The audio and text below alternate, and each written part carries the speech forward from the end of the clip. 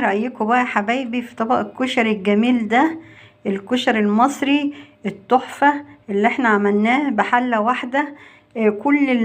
كل الكشري ده اتعمل في حلة واحدة يا حبايب قلبي. ومعانا الصلصة الجميلة، الصلصة الحراقة الحلوة، ومعانا حبة شيبسي كده تحابيش كده جنب الكشري.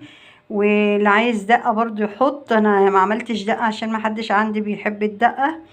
فده ابسط حاجة لطريقة الكشري المصري. وتعالى بقى اقول لكم احنا عملناه في الحلة ازاي. السلام عليكم، ازيكم حبايبي، عاملين ايه؟ انا النهاردة بقى بعمل لكم الكشري المصري. احنا عاملينه قبل كده، بس ده بقى ايه كشري اسمه الحلة الواحدة. احنا هنا عملنا الصلصة وحمرنا البصل وسلقنا المكرونة نص سلقة، يعني غلوة واحدة بس، وصفينا ميتها وحطينا عليها زيت. وحطينا هنا في الحلة، حطينا زيت كتير. حمرنا فيه البصل. طلعنا البصل في طبق. ومعانا هنا خدنا حبة زيت وحمرنا فيه الشعرية. وبعد ما نحمر الشعرية حبايبي هنحط بقى كل المكونات على بعض، الرز والعدس والمكرونة هنحطها في الحلة هنا. وعملنا ايه هنا كمان الصلصة، زي ما انتوا عارفين الصلصة بتتعمل ازاي. عملنا بنفس الزيت اللي حمرنا بيه البصل ده. عملنا ايه، خدنا منه شوية على قطعة زبدة صغيرة، على مكعب ماجي في الحلة دي. وحطينا معلقة توم مفروم وحمرناها، حطينا عليها حبة خل وحبة كزبرة على الخل والثوم. وحطينا الطماطم عليها، ضربنا طماطم في الخلاط وحطيناها عليها. وهي الوقت هي على النار اهي خلصت معانا. وحطينا حبة زعتر. كده الصلصة خلصت يا حبايبي، انتوا عارفين طريقتها، ودي الطريقة بتاعت اللي انا عملتها بيها. وهنا معانا الشعرية هتتحمر الشعرية، وهنضيف عليها المكرونة والرز والعدس. وان شاء الله الشعرية تتحمر وارجع لكم بالرز والعدس نحطه ايه اسهل طريقة لعمل الكشري المصري يا حبايبي. الحلة الواحدة، طريقة الحلة الواحدة. احنا ما وسخناش الا ايه، ما استعملناش ايه، ما استعملناش الا حلة واحدة معاكم اهي. ديا سلقت فيها المكرونة غلوة صفيتها معاكم اهي. بعد كده الزيت بتاع البصل يا حبايبي حطيناه، حطينا منه شوية على الشعرية. حمرنا منه الشعرية وخدنا منه للصلصة.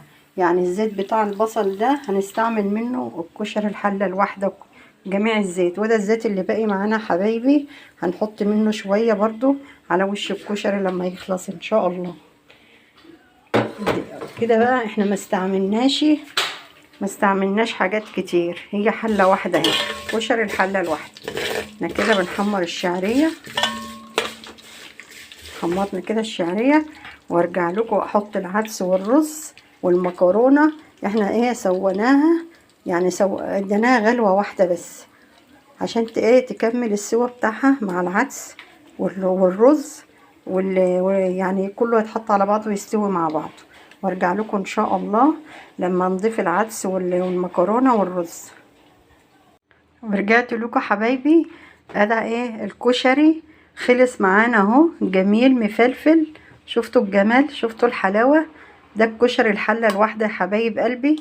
بدل ما تقعدوا تسلقوا في حله وتعملوا العدس في حله والصلصه ومش عارفه ايه، ده كله عملناه بالزيت اللي حمرنا بيه البصل يا حبايبي. البصل معانا اهو، ده ايه الكشري خدنا منه، حمرنا البصل في الزيت، والزيت بتاع البصل عملنا منه الصلصة معاكم اهي. والكشري استوى معاكم يا حبايب قلبي. والله العظيم يعني مش قادرة اقول لكم ريحته تحفة جدا. ويعني هنغرفه بقى مع بعض واوريه لكم وهو استوى معانا هون. وارجع لكم اغرف الطبق الجميل عشان اقدمه لحضراتكم. والف هنا وشفا، ونشوفه مع بعض لما يتغرف يا حبايبي. ايه رأيكم بقى يا حبايب قلبي ايه رأيكم؟ انا عايزة رأيكم بقى في طبق الكشري البسيط ده، على قد الايد، على قد ايدينا، يعني ما كلفناش حاجة، كل حاجة عندنا في البيت. وايه رأيكم في الجمال اللي انتوا شايفينه ده؟ بجد طبق يعني يستاهل بقكم. واشوفكم على خير في فيديو جديد. وما تنسونيش بقى تقولي لي رأيكم ايه في كشري الحلة الواحدة ده، ما يعني ابسط حاجة واسهل حاجة للكشري المصري. وما تنسونوش بقى في اللايكات بتاعتكم الحلوة. واشوفكم ان شاء الله في فيديو جديد. مع الف سلامة.